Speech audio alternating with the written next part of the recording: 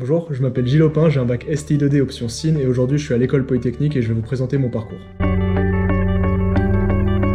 Alors initialement au lycée, j'ai fait une première SVT parce que mon lycée ne proposait rien d'autre en formation scientifique et il ne proposait pas de formation technologique. Mais j'ai vite réalisé que c'était pas pour moi, donc en première j'ai décidé de me réorienter vers une première STI2D option SIN.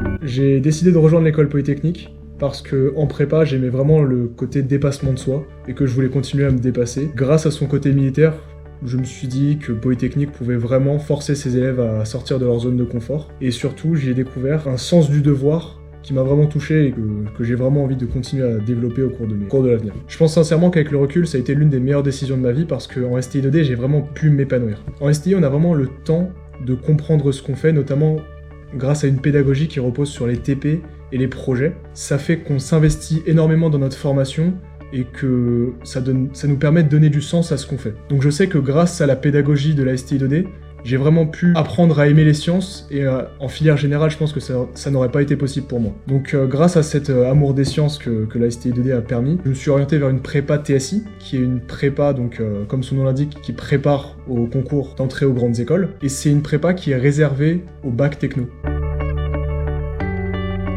On avait 2 années pour préparer nos concours, ce qu'on a fait, donc c'était assez difficile. Ça demandait beaucoup de sérieux et de rigueur et de régularité. Tous ceux qui étaient vraiment motivés, peu importe leur niveau en arrivant, ils ont vraiment réussi à trouver une école, une bonne école, et aujourd'hui ils arrivent à s'épanouir dans ces écoles. C'est pour ça que j'ai choisi ce stage au lycée Gaspard Monge dans la filière CPGE TSI 3 ans, parce que j'avais beaucoup de connaissances que j'avais accumulées en classe prépa, et je me disais que je voulais vraiment rendre service en partageant ces connaissances. De plus, j'ai un parcours assez atypique, je viens d'un bac STI2D, et j'étais vraiment impressionné par l'opportunité que la prépa TSI représente. On dit en STI2D, si tu veux, tu peux rejoindre l'école polytechnique, alors faut travailler évidemment, il faudra te battre pour les places qui sont assez restreintes, mais si tu veux, tu peux passer de STI2D à polytechnicien, grâce à la prépa TSI. Et donc c'est quelque chose que j'ai trouvé, c'est une opportunité que je trouvais incroyable, et quand j'ai appris que cette opportunité existe aussi, mais avec des bacs pro, je me suis dit, il faut que je participe au dispositif. Et j'ai fait un très bon choix parce que le dispositif étant assez nouveau, il a 3 années d'ancienneté, je peux vraiment apporter un max d'initiatives et j'ai vraiment l'impression qu'on est en train de construire quelque chose ici. Donc j'ai passé mes concours en mars 2020, à peu près mars 2020 à cause du contexte sanitaire un peu particulier, et j'ai réussi à intégrer l'école polytechnique. Donc faut savoir qu'après une prépa TSI, d'anciens STI2D peuvent vraiment accéder à la quasi-majorité des écoles d'ingénieurs françaises. Quasiment toutes les écoles d'ingénieurs ont des places pour les TSI. Mais c'est pas la seule manière d'entrer dans une école d'ingénieur quand on a un bac STI2D. Faut savoir qu'on peut y rentrer après un diplôme court comme un BTS ou un DUT, généralement en alternance. Et on peut également rentrer en école d'ingénieur avec un bac STI2D directement après l'obtention de notre bac. Les STI2D sont assez avantagés parce que quand on est en filière générale et qu'on veut rejoindre une école d'ingé en post-bac, il faut qu'on passe des épreuves, donc des concours, on sera classé sur des épreuves écrites et orales.